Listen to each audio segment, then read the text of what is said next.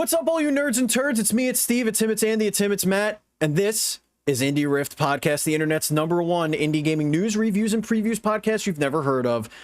What's up, guys? How you doing? I missed you fuckers last week. Yeah, where were you? Where'd you go?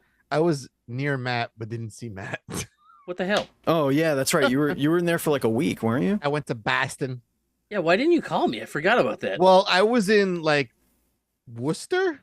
Oh, you were way out west. Worcester. Out west. It's Worcester. Yeah. Yeah, Worcester. That's Worcester than I went Boston. to Worcester. Yeah. Yeah. And Yeah. I was staying with a coworker in a slightly Murderville area. Yeah, sure. Her That is house- a lot. That's a lot of Worcester. Her Did you house see? is- Did you see the giant turtle boy statue? No. Okay, It we're wasn't gonna a have to sight. discuss It that. wasn't a sightseeing trip, but her house is amazing. It has lore. Her house, they Oh. picked it up and moved it a block over in the 1920s to put a Oh my God. firehouse. To put a firehouse where her Mm. where her old house used to be. It was a trip, and it's like there's construction all over the place. Her whole home, it's like unfinished. So it's like holes in the wall. Like we walked in, and she like put her hand against this pillar, which collapsed. Oh, And then she Okay. was like, I should fix that. So she grabbed a hammer and a plank of wood and just started hammering at the top. Like, yeah, that'll hold. huh. That's fucking. And What I a was way! like- What a way to walk into a guest And I house. was like, this is fun. Where's the bar? I need to drink through this. But she was great. It was amazing. I want to know the story behind why in the 20s the firehouse yeah. didn't just go the block further. anywhere And else? it's- Yeah, I'm and not sure why it had to be instead- there. But like, I don't know why. Instead, they were like, "Well, how about this? How about this? I know we could go to the block where your house isn't right now, but like, what if we just moved your house? Yeah. What if we just moved the picked whole it up house? and moved over here? We'll pay for it. Plunk it down. Was it like, did they have to get the water to fight fires from like a river that's in the backyard? Oh, I maybe. think it was like where the grid was. It had to be in that very specific spot. I'm not Where really the sure. grid was. Where All right. the grid. At the time, Some sort of grid. yeah. Yeah. I don't know At if the anybody. time, the grid was just a cross. It was It just was, like yeah. an X. It was like, Oh yeah, there it is. There There it is. There's It's where the pipe grid. is. there it is. There's that one pipe that gives everyone water. The whole town. We got to be near that. Ladies and gentlemen, welcome to indieRIFT Podcast. Like I said, this is the internet's #1 indie gaming news, reviews, and previews podcast. And we post each and every week for your listening pleasure on your podcast service of choice, including our home, Podbean. Bing, bing. You know what's funny, Steve? What's funny? You say the word review in the intro. Mhm. Like, where's our reviews? I guess us chatting about games Yeah. is That's the review. It's a review. But yeah. I Oh. have a surprise. Oh, a Ooh. surprise. I wrote a review. No, you didn't. Holy shit! Don't lie to me. I did. Don't You lie to did. me. I totally fucking did. We'll get to that later on in the show. Indeed. If you want to support this garbage truck on fire, please feel free to go to patreon.com/indieRIFT, just like our Patreon producer, Colton the Apprentice Nestler. We love you, Colton. Thank you for all of your support. Thanks. Go to indieRIFT.com. Speaking of indieRIFT.com, Andy, what's new on indieRIFT.com? Oh, what's new? You can check that out. That link that I just put in the doc. Oh shit! And You did it. For those of us who can't see or hear that link,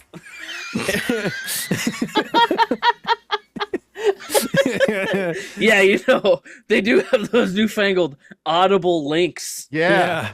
all them links. Is this a review? Like, what are we doing here? So there's still a review to come. This is Oh, not even what interesting. I'm talking about. This is a whole other thing entirely. Okay. This is Title. gonna tie into my Indeed. my adventure for the week. Indeed. Title. Why isn't there more of this? Crow Country and the undeniable magic of PlayStation 1 horror games. This sounds like something I want to read. Sounds like something you want. Well, if you God, I hope do, you so. go to indieRIFT.com and click on that link and give Andy some love, as he has been motivated. Every once in a while, Andy will get a stroke of editorial lightning to the tip of his penis, and he just starts writing like crazy. Now you're just lifting lines from my review. I'm not sure what's happening. Did I? But you said it wasn't a review. No, the one that comes later. Oh, I see. The link for this will be in the show notes. Yes. The link for the article will be in the show notes. But if you don't want to scroll down for those show notes, like let's say you are playing a game and you're doing swipey swipe on the bird, you're doing a swipey bird, and you're flapping slip slappy bird, and you're all like, I don't want to scroll down and look at this. I'm just gonna go to my bookmarks where it goes to indieRIFT, and then you click the link and you can read it. There it is. We did it. Good. We got there. Thanks, man. What a pro. So Good job. This week I feel like has a theme of a bunch of stuff that we mentioned we were going to play the demos of last week. Matt, we played the demos of, or at least I did, and then you're playing a game that you said was totally a you game, but is embargoed, so you can't really talk about it, but you're going to say that you're going to talk about it. Yeah. Yeah. I can't. We'll get there. Yeah. We will get there. But to start us off, Andy, what's going on with Crow Country? Oh my God. Tell me all about it. I did write a review. Indeed. It's right here. Here's my review. Did you print it out? It's actually a review in the form of a haiku. Oh, interesting. Okay. All right. All right. I'm thoroughly confused. So hold on. I just let's clarify here. This is not the review that's going on the website. No. I'm not. This is podcast specific exclusive review haiku. You got it. Yes, you nailed it. I think we need to start this as a new tradition where every once in a while we have Andy's review haiku. A high view. No, just review haiku. It's perfect. Okay. Here we go. Let's set the segment up so we can clip this. Okay. For our short form content. All right, great. Ladies and gentlemen, now let's kick it to Andy Asimakis for this week's review haiku. You should name the game first, right? That would be your job, because the name of the game is not in the haiku. you could introduce it. The game is Crow Country. Okay. Now we have a haiku. Here we go. Here's the review haiku. Shh. Lost in lo-fi fear. This game is like sex to me. Chest lights give me wood. And that is... All right. That is my review. Can you say the second sentence one more time? Yeah, this game is like sex to me. This game is like sex. Is that seven? Is that to seven? me? That's 7. Okay. You're counting. I was like, what's... Huh? This game is like sex to me. 1, 2, 3, 4. Am I counting syllables? 7. I honestly don't. I don't remember what a 575. That's a high. I know. That's why I was questioning, because I thought I counted 8. Okay. And that, ladies and gentlemen, has been a review haiku. The inaugural. I'm relaxing. Remember, after every review haiku, we just yell at each other saying we did it wrong. Yeah. As is tradition. What is this episode? What is happening right now? This on a more serious note, please let me talk about the game. Okay, itself. Please do. I love this game for many reasons. One, it's a lo-fi PS1 aesthetically pleasing horror game. So I love it for what it is, which is that. But I also love it for what it does, and it reminds me that this aesthetic in the horror genre is alive and well, and the fans want more of it. And as I was playing this game, it inspired the article I wrote on the website, which is, why isn't there more of this kind of game? Now, I could go on itch and find like 1,000 games that look like PS1 horror games. There's a bunch on Steam. I could also find them play. There's that one publisher that I love, Puppet Combo, that does exclusively PS1 crunchy horror 80s slasher theme games. But as I was playing this, I thought about games like Alan Wake 2, which, even though I love to death, it's an amazing horror game, has yet to make its money back from its development costs. Right. And I'm wondering, why haven't any AAA game devs like a Capcom or a Konami embraced this model for a horror game? Because it seems to me, and this is all in the article, that you could, it's very low risk. You could make something that wouldn't cost an arm and a leg and could potentially blow up, like a game like Signalis, which two-person dev team. And for those who don't know, that game, if you like horror, that's like required reading status of horror game. That is like up there with Silent Hill 2, Fatal Frame 2, Eternal Darkness. It's that good of a horror game. And I'm wondering why we haven't seen that. We've seen, devs, big AAA devs give their IP to indie devs, like with, Zelda or even Castlevania recently with Dead Cells and V Rising. And then recently they announced Dead by Daylight for Castlevania. I don't know. It seems like give it a little bit of money, give it to a small team, or even just outsource it to a very competent and capable and passionate indie game dev. And you could have something that will yield revenue. And if it doesn't, all right, it doesn't. It didn't cost like a fortune. You're not going to lay off people, and you're not going to be like, well, this thing cost 100 million and they made us like 98. Let's sack half the team and restructure and, get bought out by somebody down the line.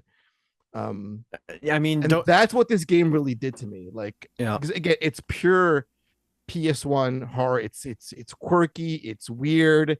It's got the crunchiness. It's got the lo-fi visuals. It's got a lot of heart. And again, it's got chest lights. When I got that chest light, guys, when I strapped that bad boy on, that's like Silent Hill 1 magic happening on the screen. Yeah. Holy shit, that is a vibe. Do you not feel like there's a very fine line between, making a true or a true horror game in this style and making a parody of a horror game in that style? Like, just an example, like, I think a lot of the reason let me dial it back. There have been times that I have witnessed a younger generation play an older horror game like a Silent Hill or even a Resident Evil and laugh the entire time because of how ridiculous it looks and plays. Sure. I think you run the risk of taking something that is very beloved by a very niche audience, the 35 and up, and really that it's only a very small portion of the 35 and up group, like yourself. Like, it's hard for me to go back to those low poly games, and not it be taken as like a parody. And I think that where you don't feel like there's a risk, I think you risk possibly kind of watering down one of these IP if you focus on that a little too much. It's kind of like making a Funko Pop Gears of War game. Like, who's that for? Oh, but it's really great. Yeah, but no one cares. It wasn't even that so great. I'm actually kind of glad you asked that question, Steve, because it's not going to take away from the main event. Like, there's always going to, like, Resident Evil, like, Capcom can make, I think they figured it out. They can make a remake and sequels and get returns. That works for them. I wouldn't touch that. I think that's a winning formula. They've cornered, I think, the AAA horror market, because even like Dead Space remake didn't make enough money, and now that's been put back on ice. Yeah. Again, right. so which sucks because that game's amazing. For all the love we have for that game, didn't make enough money to to gain interest. But I'm glad you asked that, because I was thinking about a series that they did recently. It was that really shitty Silent Hill interactive garbage TV show. Okay. That can damage a brand. Yeah. That was so far removed from what the series is about. It had like AI fingerprints all over it, from the assets to the script to even the voice acting. Sound like a machine made it. Like, it was just soulless, devoid of any passion. and so far removed from what those games are supposed to be about. If that can exist, why can't we do something that would cost less, likely have a less damning effect on the IP if it's a parody game? If it were like a PS1 style horror game. Yeah, I think there is a risk, but I also think that there is both a audience that kind of you were describing, Steve, and also people who are passionate enough about that era of gaming to want to make that era of gaming that you probably could, like I'm not trying to take down your article, but it sounded like you said, why aren't there more of these games? And then you listed a bunch of places where these games exist. Listen, it's not about, again, like it's not about this in a sense that I can find so much of this, even in my. Are you saying from like a yes, larger, from a larger mainstream legacy perspective? Yeah. Like, listen, guys, my wish list for this week, both games are both PS1 crunchy horror games, because they're out there, they're real, and like there's an audience that loves these kind of games, and this is actually part of a larger piece that I'm working on, in a video form that I've been toying with for the last like week or so. I reached out to a number of our former guests on the show who have made lo-fi crunchy PS1 horror games to get actual dollars and cents. Like, what's your budget versus what was the revenue and the profit? And the numbers I'm seeing, the math, it really does check out.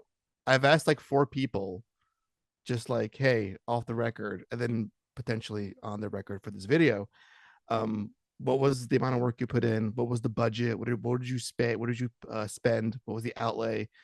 And what was the cut that the publisher got, that Steam got? What was your take home when all is said and done? And we're talking like a good amount of money for something that's relatively low risk. I mean, they put in the work, one person or 2 people, so to speak. Yeah, maybe maybe there is space for this to even just boost up, like, so we were talking Capcom, Resident Evil, or Konami and Silent Hill, using titles like this to boost the ability to make those mainline games. You know what I mean? Like, maybe there is an interest right now in a Silent Hill by the mainstream market, right? But you release this like a low poly, old school type Silent Hill, it drums up some interest, it builds some capital for you to be able to make that game, and then all of a sudden you now have a captive audience for a new Silent Hill game because they've been brought into that. And so I can see that. I'm not saying that is what will happen, but I can totally see that way of marketing and a place for those kinds of games to exist from a AAA developer, even if they've handed that IP off to an independent team. You know what go ahead. It's really funny. Like when I was, getting these answers from these devs about their budgets and their revenue and their profit, like the pretext was, why isn't there more of this in the AAA game space? And they were like across the board, that is a larger question that needs its own episode to discuss, because we have thoughts on that ourselves, because they know how profitable this could be when it's done by the right people. And they're just like kind of in shock, like why hasn't it been embraced in a more larger scale? It seems like a no-brainer from my perspective, but I could be wrong. I'm not a decision guy. I'm just a guy that enjoys what I would do, and what I think is a no-brainer, is if a Capcom took the latest 2 Resident Evils, 7 and 8, and demade them. Demade them? Yeah. Demake. So now we have the trifecta of hell. Right. New games, remakes, and demakes, and I hate everything. Right. Well, demake, like it's I hate it here. It's not just a retelling of that story, it's a completely redesigned game at that point, right? Like everything has to be redesigned. Yeah. Everything has to be designed with those older mechanics in mind. So like the whole thing changes, and demake Resident Evil 5 and make it a good game. You could try that. Wow. You could try that. That'd be a miracle. You know what it could be like? I forgot how bad that was. It could be like when Naughty Dog was like, hey, the Freshman, go remake Last of Us Part 1. That's your assignment. We're gonna work on the next whatever we're doing, like the big boy game. But you're new, get your feet wet, work on this remake, make it all pretty, and then you'll graduate to the big boy project. That The could be a Last of Us similar, remake yeah. part That 2. could be part 2. That could be a similar, structure for Capcom, or even just like, hey, here's Clock Tower. No one's touched this for like 20 years. Why don't you just take it and make a little like PS1 style like sequel? The answer is And, focus groups, Andy. Speaking of, I look forward to the series. yes, Andy, I Yeah. look forward to reading that eventually. yeah, this has been on my mind for a long time, since even before this game came out. It's been on my brain, and it kind of like spurred some lit a fire, so to speak, under my ass to get some more content. And Speaking of lighting a fire under my ass, thanks Crow Country. thanks, Crow Country. But it's great. It's great. You should all get it. End of story. Yeah, great. All right, there you go. We're moving on, Mister. 20 minutes into the show, covered in one game. We were talking. Yeah. What are we doing here? So I played the VOIN demo. Remember, VOIN. I mentioned VOIN last week on the show. I think I mentioned it in Wishlist section, did. but it has a cool VOIN. demo, and I highly recommend giving it a go because it was actually really fun. Yeah. It's first person hack and slashy. It's got a really simple movement. A lot was locked in the demo, like you couldn't really do any of the skill tree stuff, very little bit of it.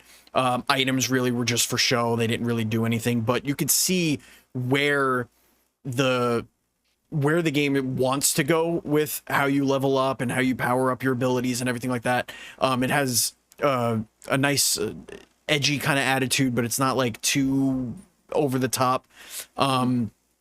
It didn't. What I was nervous about was it feeling like a Souls game, but with a gimmick attached to it of being in first person, but it didn't feel that way. It felt more like a boomer slasher. I was gonna say, so is this like is it like a corridor shooter, or is it like open world, or what are we talking? It was more like the old school Halo games, where it was like a big level that you could explore and like find different ways of attacking enemies, or like finding the secrets that are hidden. It felt more open like that. Like there was one part where I come to like this edge, and when you look down, you see a bunch of enemies kind of in the distance, and then there's like these two paths that go up on either side of that cavern, and you could go on either side, go up, and then there's like this winding path where you fight a more difficult monster, but then you could jump off the edge and there's no falling damage. Instead, you just pound the ground with like lightning.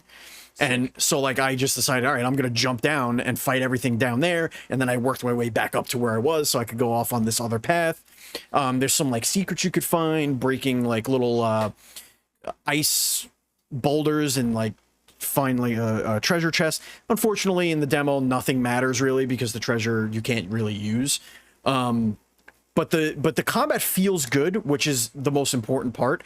It plays like the Arkham games in first person.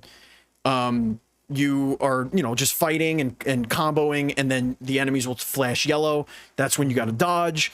And if they're behind you, and like you'll do extra damage if you dodge and like time it perfect with the parry. But if they're behind you, the screen around will flash yellow if they're like behind you this way or behind you that way, or like off the screen this way. So you could time it just like a Batman, where you're like going this way, where you're fighting this guy, cut back, and it really it feels really cool. Like it sounds very like frenetic and like it's kind of crazy. I'm gonna love this game. I wish it had a little bit more vibrancy in the world, but again, this is the demo, and I feel like it's like you're in this hellish landscape of like being awoken, and it's like the classic like, oh, you have to work your way from the bottom up now, so like you're starting in this like really shitty place. So I just wish it had a different aesthetic to it. It's just very ugly to be in. This definitely isn't like gonna win any graphic award games, but I think it has a interesting combat mechanic and gameplay flow, where I think that's gonna really make up for it. So I'm looking forward to seeing more from this. I I definitely recommend playing with a controller. It was a lot of fun. And you could become VOIN. You're an elemental servant created by a powerful mage. Is that what a the VOIN? Is that what the VOIN is? Yes. You are the VOIN? What is the I am VOIN? the I You am are the the VOIN. VOIN. You are one of the elemental servants created by a powerful mage to fulfill one purpose: become a formidable weapon in the hands of your mysterious creators and join the quest to cleanse the world of a devastating plague that has consumed all life. That is what Yeah, I'm VOIN gonna is. play this game and probably love it, I think. That sounds really good. Yeah, whole it's Just not- background your sold me, your actually. description and just watching the Yeah. video for it again, like after having watched it a little bit last week too. Yeah, this is Yeah, a me it's as simple. fuck Like game. it's not like gonna. I feel like as you unlock more abilities and weapons, and the weapons do different things, I feel like you're gonna be able to chain more attacks. But right now, I could tell that there's a really good foundation for what's going on in VOIN. So, I look forward to seeing more of it. I hope that it comes out sooner rather than later. But take your time, make it the best you can. Missed Enough, you was playing Dave the Diver. I was. I know this is slightly controversial because I don't know. There was that whole thing like, what is an indie game and all that shit during the Game Awards. But yeah, I dove into Dave the Diver. This game is really, really fun and very well put together. My favorite parts so far, I think, are if you don't know what Dave the Diver is, it's like this kind of roguelike go catch fish and then sell it at night at your sushi bar hybrid. It's really, really fun. The dichotomy between those two things is hilarious. But yeah, I've had a really awesome time playing this game, and I think that what really stands out to me is like the character work, because all the characters in this game are fucking hilarious. The chef at the sushi restaurant is like this badass black samurai dude that just doesn't take any shit. And like he basically, first off, everybody just shits on Dave all the time. Dave is like he's just like this humble dude just trying to fucking live his life, and everybody's like, "You fat shit. Why what are you doing? Like, can't you run faster?" Or like, "I thought you were like a professional diver. Can you even fit in a fucking wetsuit? What the fuck is going on?" And you're like playing this guy, and he's just kind of like, "I don't know, man. Like, do you need me to run faster? Like, I can try. I'm trying so hard, man." But the loop between catching all the fish and selling it, and then there are quests where other characters will come in and be like, "Hey, there's like a fucking ancient civilization, and if you dive this far, you might find some stuff and come back to me and tell me about it." And this evolving story of what is going on in this giant evolving blue hole, it's all really, really cool and very, very well put together. You basically dive, fish, sushi, talk to people, repeat. A little bit of a cooking sim in there. There's a little, well, you're not really doing the cooking. You're more like unlocking recipes, and this like samurai dude is doing all the cooking. Gotcha. Some of the cutscenes are fucking hilarious. There's one, so like as you unlock different recipes, like there's like a canned few cutscenes that will play of like the chef figuring out how to cook the meal. And my favorite one is like, it's like a slash across the screen, and then like a fucking petal from like a cherry rose tree like comes down really slow, and he's like holding the sword in front of his face, and it perfectly cuts the petal in half, and then it slow zooms on a fish in the background, and the fish is just kind of like, oh, it's so fucking good, man. Like that, and that's the stuff that I really have loved in this game, is that I think it does a really good job of bringing the character out of these pixel art, these pixel art sprites, and making you laugh. And like, just when you're serving food, you have like a sprint button that has a stamina wheel like attached to it, and whenever you're sprinting, it doesn't matter if you have the most amount of stamina you can or the least amount. Dave is just fucking sweating, dude. Like you're fucking running behind the bar. He's like, oh, "All right, sir. Like, I'll get you a fucking sharkfish head. I'm so sorry. I didn't mean for it to be late." Yeah. It's awesome, man. I really, if you haven't played this yet, definitely do it. I can't wait to dig deeper into it and see more of the funny. Dr. Bacon, also one of the greatest names I've ever heard in my life. One of the Bacon brothers. One of the Bacon. One yeah. of the Bacon brothers. Yeah. Kevin and, Bacon. Yeah. and Doctor. The lesser known Bacon. The lesser known, yes, but the most accomplished. Oh, one of the other characters that I totally forgot about. So as you're traversing this world and like coming into contact with fish, you unlock this character who is essentially just, his name is Sato, but he is just a fat version of Ash from Pokemon. Nice. And so like the sprite pops up and he has like the backwards hat and like the jacket and everything, and he introduces you to the card game, which is just where you find all your information about the fish, and the more you interact with them, the higher the level, called Marine Ka. So marine cards, like Pokemon, right? Like pocket monsters. Gotcha. But yeah, it's classic. It made me laugh way more than any other game I've played in recent memory, and just I can't wait to see how else everybody shits on Dave. It's fucking.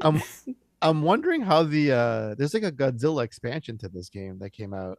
I don't know how that plays. Right? Well, so I really wonder how that works into how this whole. So like light breathes. spoilers. Dr. Bacon is the guy who sends you to find like the ancient civilization stuff, and when you find it, when you touch it for the first time, you're like swimming around. It was this really cool moment because like in all this hilarity, I was like, oh shit, what the fuck was that? Giant squid eye opens like in the background, and you're like, oh fuck, and then it just like swims off, and like the tentacles are gigantic, and then you go back up, and he's like, yeah, so like I learned more about this ancient civilization, and you're like, okay, but like the fucking squid, like, are we gonna talk about that? He doesn't fucking say anything about it. It's fucking great. Yet. Man, I really gotta say, ever since games like Moonlighter came out, genre blending is just big fan. Such a magical thing. Yeah, I Big love fan. it so much. This game is hitting all those notes. It's so good. Speaking of genre blending, how do you feel about Metroidvania Fallout? Oh, Steve, 'Cause this game is sex to you. So Gestalt, Steam, and Cinder, former Didn't we guest talk about of the this show. last week? Well, we spoke about it being being delayed till July. That's what we spoke about. It was in the news today, Junior. It was in the news being delayed until July. Now I decided to play the most recent demo, which was similar to the demos I've played previously, but it just reinstilled in me the utmost confidence that I have in this game, and that it will be a shock to me if this is not my game of the year this year. This game is so delicious and plays so buttery smooth. The world is just absolutely fascinating. I don't know if you know, for those who don't know, this is a single player sort of open map. I don't want to say open world, but it's like an open map, a Metroidvania 2D action RPG is really what it is.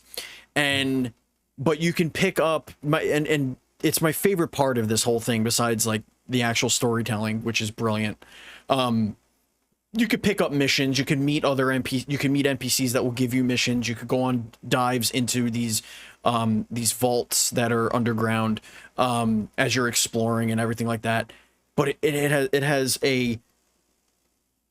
like a sphere grid when you level up, where you could put your points in and get yourself some new abilities. I can taste it. Yeah. So good. The combat has a blend between melee and range attacks, and you balance your range attacks to like break a shield on an enemy, and then you get in close. Like, oh, it's just so good. I'm almost there. The sprite work in this game, Andy, sprite work Steven. is just chef's kiss. Yeah, I know. I cannot wait to get my grubby little paws on the full product, because I beat the demo twice this weekend. I played through it twice. I wanted to see if there was anything like I missed or that gets cut off or whatever. Were you able to like unlock different powers?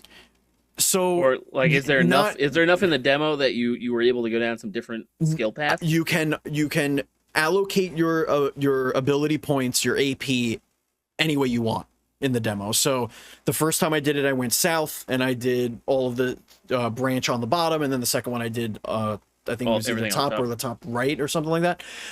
So it's more about like, you raise your HP by 10%, raise your attack by 5%, and then you'll get like a combo attack, like now you could do like a dodge, and if you dodge and attack at the same time, you do a lunging attack. So you can go through a dodge not a dodge cancel, but like you could dodge through enemies when they're about to attack you, get behind them. So if there's two enemies staggered, you could roll through one, hit the other one, and then turn around and get the other guy. Slick. It just feels really just absolutely phenomenal to play. And if this game continues to build on what I've gotten my hands on in this demo, and we know it will, I think this is going to be a huge hit. It needs to get attention. I think the worst thing about this game is its name. Just because it doesn't roll, it's not, it just doesn't roll off the tongue, Gestalt. Hollow Knight, fucking Guacamelee. Like these things have like flashy names. It's like Gestalt, Steam, and Cinder.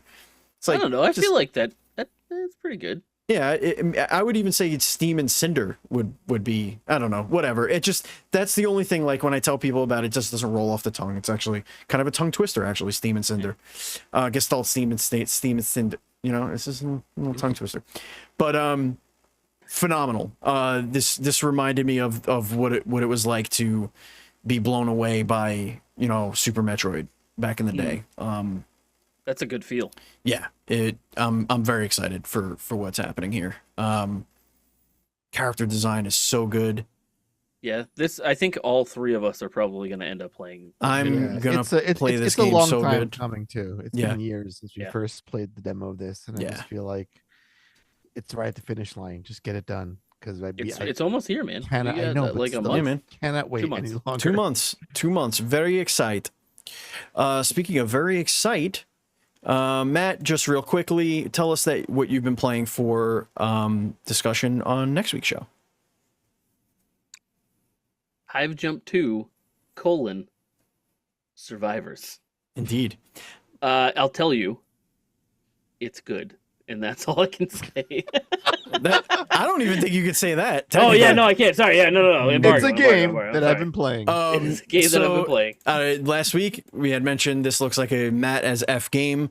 Reached out to the developers. They were gracious enough to give us a review code for that. So I immediately went to Matt and said, hey, a Matt ass game. Check this out. Check out this Matt ass game. Yeah, remember that game? So I can't wait to hear your thoughts about it. But just keep it here on this podcast. Yeah, hit the refresh sometime next week. Just sit here in silence until next week. Don't go anywhere. Don't do at anything. All. Same time next week. Lay down. Yeah, go to sleep. Just lay down. Do nothing. Yep. Anyway. All right. Let's get into the indie news report. Let's talk about that. We got a couple of items here on the docket. This first one comes from Rock Paper Shotgun, which is now purchased by IGN. Oh my god! What the fuck happened? Let's not talk about IGN, that. IGN went around and just bought awful. everything. So Rock Paper Shotgun now is a subsidiary of IGN, the Imagine Games Network. That's not what it stands for, but it's part of the joke. Andy, did you put this one in the doc? I think you did. I right? did. I did. Take this one away. So this was just kind of neat. There was a trend going on, I believe it was maybe last week or the week prior, where indie devs they were posting the game they were working on. Oh yes, I remember this. And then 3 of their game inspirations for making said game that they were working on. And that was really fun. Give you a quick insight to what developers look to when they're putting their games together. So it's nice. I think my favorite one in here so far is this really wacky, almost jet grind radio looking thing, and the inspirations are 2 movies I loved when I was 17, Hackers and SLC Punk. Yeah. So, and then a new trend appeared. I think it was maybe a day or 2 ago, where they were listing. They would put their game and then 3 non-game inspirations. Right. Yeah, That's the one that Matt was talking about. Yeah. So that's kind of neat, like a little insight into what devs look to or look at when they're putting their games together. There's some fun ones here, like, and it's hard to even tell. Like the Crow Country one has like abandoned Disney theme parks as one of the inspirations. It really is. Yeah. There was another Twitter trend, since we're on the Twitter trend thing, that I thought was hilarious, but it just bombarded our Twitter at indieRIFT. It was a trend or a challenge of, if you're making a game, go into your code, randomly change a number to 1,000. Yeah, I saw that. That shit was hilarious. Was amazing. The Lone Fungus 2, which is in development right now. Yeah. Lone Fungus, amazing game. Everybody should play that. It's super good. Metroidvania, my favorite game of last year. He did like his basically what would be like the Metroid fast run. It just it was just zoom, and he was on the other side of the fucking map. It was fucking amazing. Holy shit, that mushroom runs fast. There was one, and I'm so sorry I forget the name of the game, but I was scrolling through, and it became like people are memeing the result of this game, but it was like a little dog that jumps on a trampoline. And as soon as it jumps on the trampoline, it just launches into space, just goes fucking flying into space. And they just started creating all these memes about it, just flying past things through space. Just hilarious stuff. So we love our indie devs. And honestly, indie dev Twitter is one of the more wholesome Twitters you'll ever come. In my opinion, the best thing that's on Twitter is the indie dev community. I love that. I love it. Sucks. Everything else sucks. You know what doesn't suck? System Shock coming to consoles right friggin' now, right? This week, right now. Yeah. Did it didn't happen? I think it happened, right? It's happening right now as we speak. It is currently happening so as we speak. The best way to put this is if you care about, how can I put this properly to do it justice in a nice one-liner? Perhaps a haiku. No, not a haiku. Yeah, no, not a haiku. Let's see. If missing the single greatest video game remake of all time, wow, bothers you, whoa, pick up this game. You did put some FOMO heat on that shit. You guys, it is so refreshing to play a game that does no hand-holding at all whatsoever, and that you forget that how modern games, they tend to treat you like you're a slightly smooth-brained, a little bit. This game, there was a puzzle. I'm thinking back to when I played it last year. You need advisors or a manager's head that you get in some random room to do a retinal scan in some room hours later, and there's no context, there's no clues about any of this. It's just you got to figure this shit out by little bits and pieces here and there. There's no hey, go get that, it's the third floor. You could leave that shit in some random in the trash can somewhere and forget what the fuck it is. Man, that would be a system shock for sure. Yeah, and I know that I think shock to my system. Steven, why you gotta kill it? It was going. It would be a shock to my system. And I know that I think the console version also brought a big PC update. They added a female avatar for the main character. Ooh. Oh, cool. And they changed up the last boss fight because it was a bit ass. It was a bit too 1-for-1 to the OG System Shock, which wasn't the best thing. So they kind of and the endings, they kind of hey, we should have done this the first time because we could have. So they kind of but we didn't. So we're doing it now. Yeah. So, and also Night Dive Studios, aside from making one of the best or the best remakes ever to grace the gaming space, is responsible, I think, in preserving a lot of classic games. I'm talking Shadow Man, PO'd, a lot of classic stuff that would be dead and gone. They're bringing it back, touching it up, and putting it in the marketplace, so it's not lost. Earlier this week, somebody posed the most underrated games of all time question, and I think Shadow Man deserves a shout out. Shadow Man's a good fucking game. Not the second one so much. No. But the first one is a really amazing game. We don't think that's we don't real. talk about that. We don't talk about Shadow Man. Nope, we Yeah, don't. That's okay. Nope. Okay. The bouncer. No.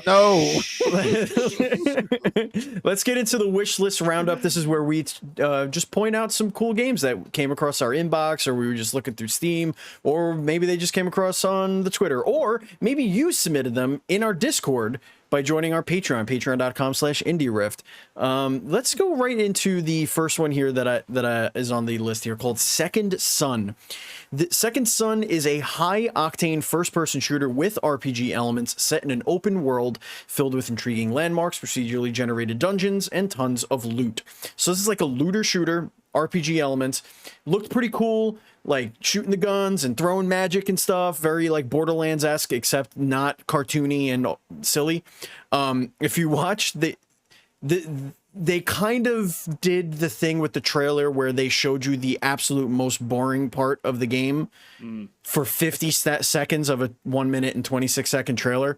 But once you get like the setting, which is what they're showing you really in that first few, Then they show you like the action. and then they show you actually shooting things and throwing magic and stuff about 50 seconds into the trailer, and it looks really fun. Numbers fly off the enemies. Love when I see that. The damage numbers. popping, and the health bars, and the boomies, and the shooties, and the throwing the fire, and the shooty thingy. So, I don't know. Steve, Looks cool. are you just looking for games for me this week? Yes. Maybe. Is that what you're doing? Always. Maybe. So, yeah, check out Second Son. Thank you for coming to my TED Talk. Yeah, this looks like another game that I have to play, probably. I don't... Why are you doing this to me? I don't know. Because I like you. All right, thanks. And I like your happiness, and I want you to play games that you like. I appreciate that. It's D-Make time. Andy, what do we got here? So, what's first on the list? Is it Heartworm? Heartworm. Heartworm? Oh my god. So It's Fatal Frame, huh? you took the right, you pulled it right out, Steve. Sorry, buddy. So I hate, we hate doing this stuff, but it's like Fatal Frame, and then Resident Evil 4 had like a baby. Ooh, Resident Evil 4. Interesting But choice. it was made for the PS1. So it has what I can gather is like fixed camera as you're exploring, but then combat is that over the shoulder like that's cool. kind of I like situation. And it's a camera, and you, I guess, take pictures, and it like kills things. Yeah. But it looks incredible. Again, it's got the PS1 look, and how can you not find this irrefucking-sistible? It actually... It looks really good. This looks... It does look really fun. like the better of the PS1 style that I've seen in a long time. Like this style of the way it's put together with that VHS overlay, and like it plays with perspective and lighting in a really clever way, because this clearly has like new lighting. Like this is a true lighting engine that's just pixelated, which I think is a really gorgeous way of messing with this kind of graphics. So yeah, Heartworm, put that on your wish list if you like them PS1 horror games, or just horror games in general. What do you think about it? Do you think about it? I don't know if you think about it. I think about it. But we have another one of these. Samurai Unicorn. Oh my god. What the fuck is this? It is a unicorn. This one looks even better. This does. Survive VR-man encounters. Vermin. I don't know. I think it might be VR, because they look like VR headsets. Yep, and they're vermin. Yeah, no, I get it. You fucking... That's why I said VR-man. Oh, I hate you. To get both of the things. Remember we were talking about reading it like a... An action horror game with retro graphics set in a sprawling megacity of Sydney 3.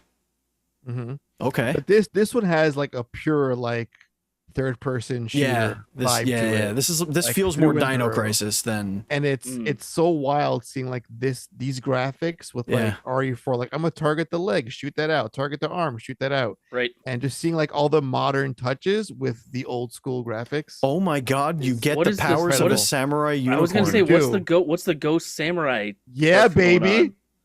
Look at that shit. Yeah. This game looks dope. Yeah, okay. All right. Yeah, we're picking Okay. some good ones this week. I like that. Throw We got that some on there. Fucking heavy hitters. You've seen VOIN, but do you know about Voidwrought? This game looks fucking beautiful. Really? Let's see about it.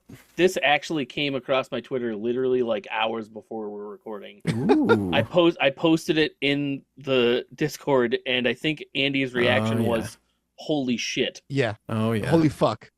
Yeah. Oh yeah. Okay. I see. This what we're doing game here. has all the things that I want in a game: beautiful hand-drawn art, great platforming, crazy combat, and it looks like there's some kind of weird like cult building mechanic that I haven't quite sorted out yet. But yeah, this looks like unbelievable. This looks so good. Like, definitely add this to your wish list. Let's get the description here. Voidwrought is a 2D action platformer set in a hand-drawn world of cosmic horrors. Explore the thawing ruins of the first civilization and strike down the gods that dwell there. Grow your powers, uncover ancient artifacts, and expand your shrine amid the wreckage. This is being developed by Power Snake. All right. I don't know. Looks unbelievable. I'll throw that on my old wishy list. Absolutely. What else we got here? Synergy. So I wonder if you could guess who put this on there. So this is a city synergy. This is like a city / colony builder that I've been watching for quite a while now. From Goblin Studios, and the more I see of it, the more I really want to play it. There's some like FTL style like quest management in there where like you'll come across different things and it'll give you a little like text prompt and you can read through it. But yeah, I don't know. It looks really cool. The art looks beautiful, and it just looks like a fun colony builder. It looks like a chill time. Yeah, it does. It looks like a pretty chill time. I'm down for chill times. Are you down? Are you guys down for chill times? Yeah, after the spooky games, I'm like way down for the chill times. Right? That's what I said. That's what I've been saying. So I'm saying right now. Indie Steal of the Week is a former guest of the show, Extremely Powerful Capybaras. This is only like $5 right now. Get it. $5.99. And it's in a bundle with Soulstone Survivors. Yeah. Is that true? Oh wow. Yeah. All right. Yeah. You can get both of them for less than $15. You should do that. Yeah, totally should absolutely do that. You know, Capybaras is not without its issues, but you could play 4-player local co-op and and just go on some survivor runs and level up the characters and do cool monsters. We also haven't really played this in a long time, so there could have been myriad updates for it that have made it much better. True. Yeah, this was released in December last year, so probably plenty of updates to explore. And just a salt of the earth development team over there that was working on this thing. So what else we got here? Kickstarter of the week. This is our first Kickstarter of the week, right? Is it? I think so. I don't think we've done one yet. We've had it blank for a while, but now we have Lady Death Demonicoron, the official video game. Who the hell put this on here, Andy? Andy. Yeah, I figured as much. Tell me about it. I was looking at the doc during some downtime. I was just filling in the holes as one does during the day. And I was like, this gotta be a fun game we can talk about for Kickstarter. And then I came across this. I was like, I know Lady Death. I have like some of her comics in my closet collecting dust somewhere. And you know, it's a side-scrolly beat 'em up with, you know, sprites and stuff. Big ass hand-drawn art. Yeah. Like this is like one of them throwback. This looks really good. This doesn't just look like a beat 'em up. This looks like a classic, like the sprites take up half the screen beat 'em up. Yeah. So it's got about 3 days to go in its campaign, but it's already like surpassed its goal by a cool like 70,000. Yeah. And you know, if you like old school arcade beat 'em ups and got a big old boner for Lady Death, this game might be for you. I played a slightly old school kind of beat 'em up today, actually. That I was playing whatchamacallit. Fuck, what was I playing? Hold on. I don't want to ruin the name of it. Where are you? Oh, I played Rotwood for the first time. How is that game? How is that?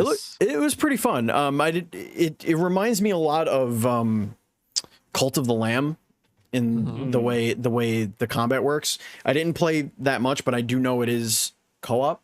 So I don't know if you wanted to play together, but That sounds really good. I'm so sad. yeah, I it's don't know got if it's you got wanna online, maybe- but it has like dungeon crawly aspects to it. You go on Yeah. you go on a run We're and you try and friends. get as far as you can. It's a roguelike, right? Yeah. And you know, and then you have your home base where you can like level up certain things a little, semi-permanently, and there's a little bit of character creation. But I feel like I was, having some fun with really it. amped for this, and then I forgot that it came out. Yeah, it came out last month. And it was on sale in between the shows. It's only $11 right now. I think I got it for $7.99. I think it was $8. So $11 right now, and I was enjoying the time I played. I played for about 40 minutes before we started recording. But I forgot to put it on the dock because it was so close to the show and I was panicking. So yeah, remember that. Maybe before next week we can. Yeah, all next week hop I'll on for a little bit. next, we'll do a little deeper dive, the three of us. What do you say about it? I think we should do it. That. Ladies and gentlemen, that's going to bring us to the end of the show. We don't have any mailbag this week, but if you want to be a part of the show, just hang out in our Discord and you give us mailbag. You could also comment on any of our content. We see the comments, and if they're a comment for the show, we will read it. We did actually have a couple of recent comments. Mike Hirsch said that Cryptmaster seems like so much fun. Can't wait to try it out sometime. Yeah, we'd love to have you. I'd love to have you on the Cryptmaster bandwagon there, Mikey Kirsch. Brandon commented on our Heading Out trailer, I think. Oh, that one is like a surprise evergreen video on our Right? YouTube channel. It looks like they switched out the car model from the last trailer. Maybe they got the Dodge license. I love that. There was also a really cute one about somebody that found our Celine interviews. Oh, our Returnal interview. Our Returnal interviews. Saying that it was really smart to have both the voice actress and the face And, actress yeah. on the same exact podcast. They're like, Yeah. this is so great. You guys are so smart for doing that. I was like, yeah, we got them both separately too. So check those out while you're at it. Yeah, that was fun. I like those. Did you mention last week when you did the Rift Strider game how that developer found us, by the way? No. How did the developer find us? Another cute story. This guy emailed me on our brand spanking new info@indierift.com email address. Oh. He was watching our Peglin interview. Oh. He was like, that was really cute what you guys did. You guys are a lot of fun. I'm making a 2D deck building roguelike. Oh, hell yeah. Here's the demo. And I was like, we'll play it, but also come on the show. Heck So yeah. he's excited about that. So that was Awesome. Cool, man. So That is really cool. look forward to that on Dev Dive, a conversational podcast. That's where we interview all of our indie developer friends. You could go and check that show out as well as this show. You can find all of our shows on youtube.com/@indieRIFT. They're all there for you to num just eat up and just deliciousness. We have like 400 interviews on there, so from our previous iterations of the podcast, but you can just scroll back. They're all in the same little playlist. Andy, I think, also made a playlist of all the spoopy games too. So if you like those and you want to check out spoopy game interviews, go ahead and do that as well. Again, follow us on social media. We're at indieRIFT all across the board. If you want to email us, you can email us at info@indierift.com to get in touch with us, of course. And again, we're going to pimp that Patreon. Go to patreon.com/indieRIFT, and please go buy some t-shirts at indieRIFT.com/shop. I believe is where it goes. Strap. I always forget if it's store or shop, but either way, the link is there. Drop. The link is there, so you know you can figure it out. Thank you, Matt. Go Thank you, buy Andy. stuff for my storp. My strip starve. I got a store digging dark. Dark here. Bye, Andy. Bye, Matt. Bye, viewers. Bye, listeners. And as always, please be excellent to each other. Yes, I can.